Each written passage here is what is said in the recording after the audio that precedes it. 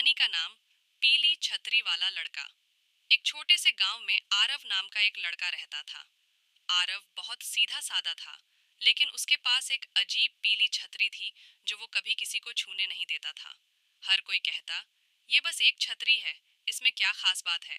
लेकिन आरव मुस्कुराकर बस कहता, ये छतरी मेरे पापा की याद है।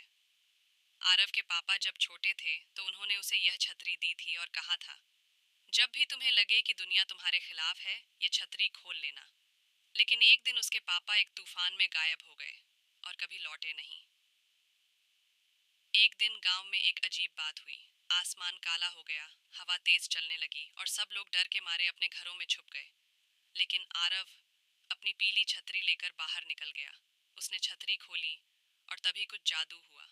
छतरी से एक सुनहरी रोशनी निकली और आसमान में एक रास्ता सा बन गया। आरव बिना डरे उस रोशनी के रास्ते पर चल पड़ा। चलते चलते वो एक रहस्यमयी जंगल में पहुंचा, जहां पेड़ बातें कर रहे थे, जानवर मुस्कुरा रहे थे और हवा में कोई जानी पहचानी खुशबू थी। जंगल के बीच एक बड़ी सी चमकती गुफा थी। गुफा के अंदर एक पुराने कपड़ों वाला आदमी बैठा था, जिसकी आंखों में वही चमक थी जो आरव की आंखों में थी।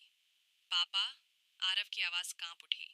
वो आदमी मुस्कुराया और बोला, तुम आ गए बेटा, तुम्हारी हिम्मत और प्यार ने मुझे यहाँ से आजाद किया। गांव में उस दिन से आसमान फिर कभी काला नहीं हुआ। आरव की छतरी अब पुरानी जरूर हो गई थी, लेकिन उसमें अब और भी ज्यादा जादू था।